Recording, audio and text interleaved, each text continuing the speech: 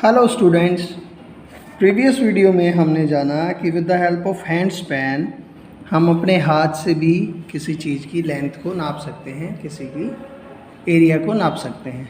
But उसमें गड़बड़ क्या है, किसी का साइज़ कितना है, किसी का हैंड स्पैन छोटा है, किसी का हैंड स्पैन बड़ा है। तो एक एग्जैक्ट हम ये नहीं कह सकते हैं कि ये जो ऑब्जेक्ट है इसका साइज़ इतना रहने वाला है, क्योंकि आपका हाथ छोटा है, मेरा हाथ बड़ा है, किसी और का हाथ मेरे से और आपसे हमारे बीच का है, मेरे से छोटा है, आपसे बड़ा है, तो इसमें गलती होने के चांसेस ज़्यादा रहते हैं।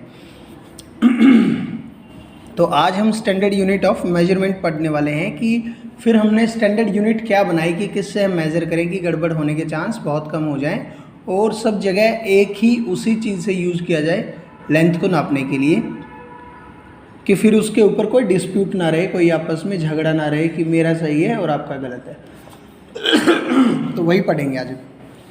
इन ancient time the length of A foot, पैर से और अंगुली की चौड़ाई से, जैसे ऐसे रख के ऐसे बता देते कि 1 अंगुल 2 अंगुल 3 अंगुल, ऐसे नहीं रख के बता देते हैं, है ना। आपने अभी भी देखा होगा, कभी कभी करके बड़े लोग करते हैं ऐसे कि ऐसे मापेंगे 4 अंगुल और ये 8 अंगुल, ऐसे नाप के बताते हैं कि 8 अंगुल की लंबाई की ये चीज़ है। And the distance of a step, और कदमों से चल के वो क्या करते थे, पहले मेजरमेंट करते थे पुराने टाइम में।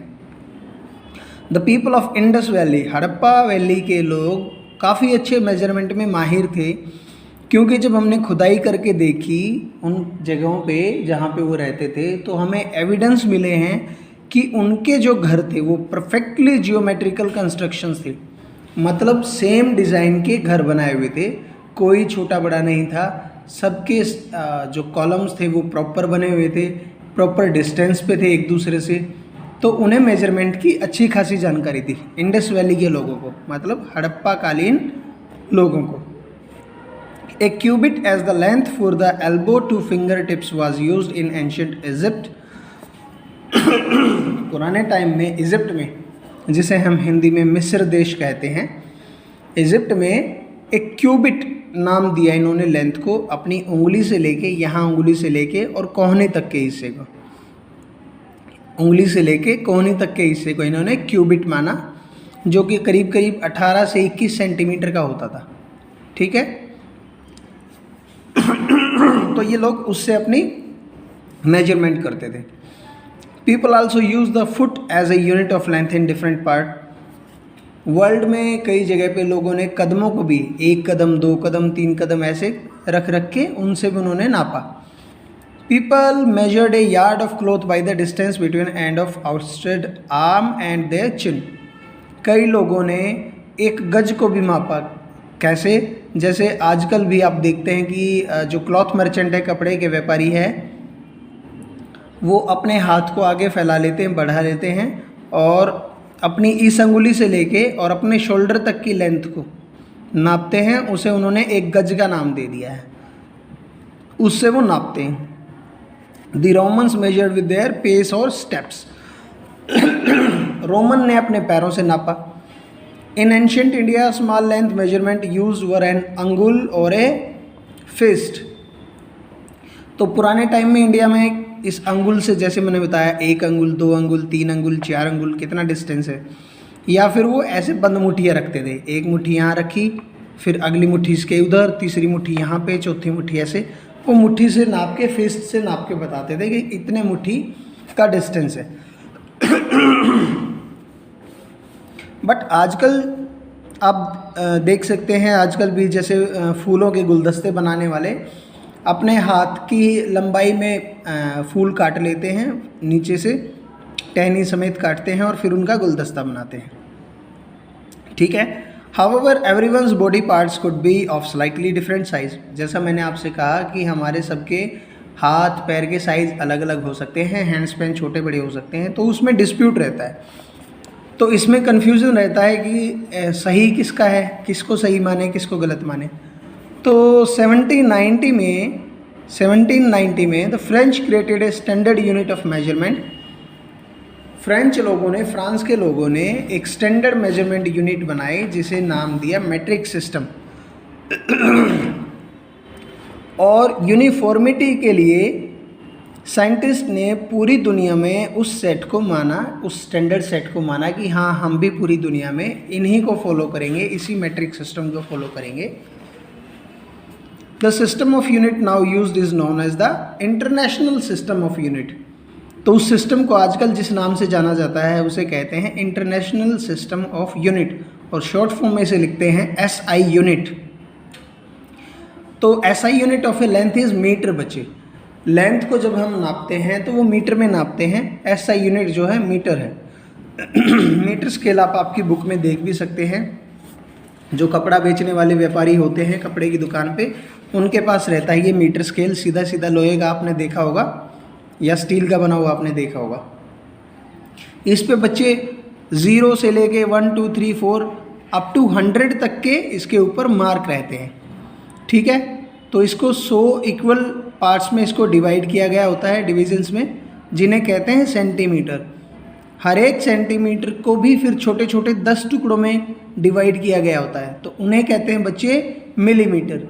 तो हम कह सकते हैं कि 1 मीटर में 100 सेंटीमीटर और 1 सेंटीमीटर में 10 millimetre. For measuring large distances metre is not a convenient unit. अगर ज़्यादा लंबे डिस्टेंस की बात करनी हो तो फिर मीटर का यूज़ नहीं करते हम वहाँ पे यूज़ करते हैं किलोमीटर का।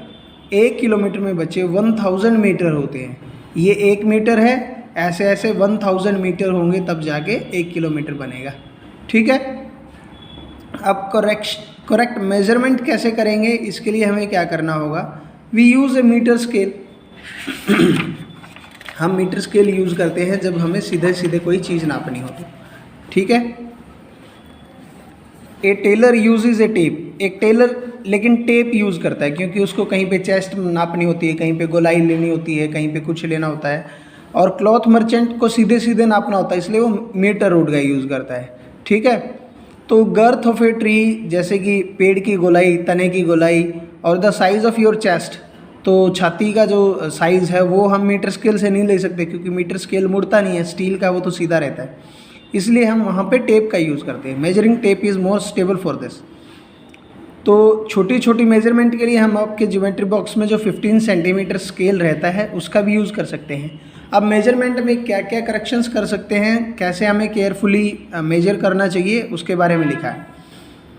आपका स्केल सीधा रखा होना चाहिए, कहाँ पे, अलोंग इट्स लेंथ, किसी ऑब्जेक्ट के लेंथ के अलोंग रखा होना चाहिए, टेढ़ा मेढ़ा ऐसे टेढ़ा नहीं रखा रहना चाहिए, सीधा रखा हुआ होना चाहिए। और 0 से स्टार्ट करना चाहिए। अगर आगे से टूटा हुआ है, 0 ख़राब हो नहीं दिखाई दे रही है, तो फिर आप 1 से स्टार्ट करिए, 1 पे लेके जाइए और फिर आगे नापिए। मान लो आपने जो वैल्यू निकाल ली उसकी आई 14.3, तो आपको उस 14.3 में से वो फर्स्ट वाली वैल्यू माइनस कर देनी है जहाँ से आपने स्टार्ट किया। तो 1 को माइनस करेंगे तो एग्जैक्ट जो लेंथ आएगी वो 14.3 minus 1 centimetre equal to 13.3 centimetre. और तीसरा आपको क्या ध्यान रखना होता है बच्चे मेज़र करते time, position of I should be correct. आपको बिल्कुल सीधे खड़ा होना होगा।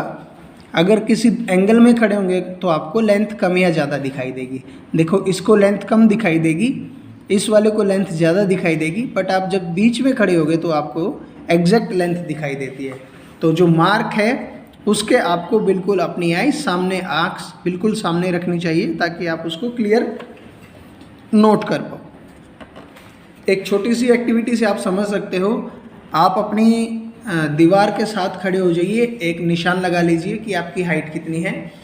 फिर आप एक स्केल लेके आप भी उस हाइट को मेजर करो, अपने भाई बहन से भी उस हाइट को मेजर करवाओ और अपने किसी पेरेंट्स से भी उस हाइट को मेजर करवाओ। तो आप पाओगे कि सबने अलग अलग हाइट मेजर करी है, चाहे उन्होंने बेशक स्केल का यूज़ किया है, फिर भी हाइट जो है कोई कुछ हाइट बता रहा है, कोई कुछ हाइट बता रहा है। तो इससे हमें पता चलता है कि इसके बाद भी, स्केल यूज़ करने के बाद भी कुछ न कुछ कमियां रह जाती हैं, जो कि हम बड़ी क्लासेज में पढ़ेंगे कि उनको दूर करने के लिए हम क्या कर सकते हैं। तो आज के लिए बच्चों इतना ही। पढ़ाई करते रहो। Bye bye.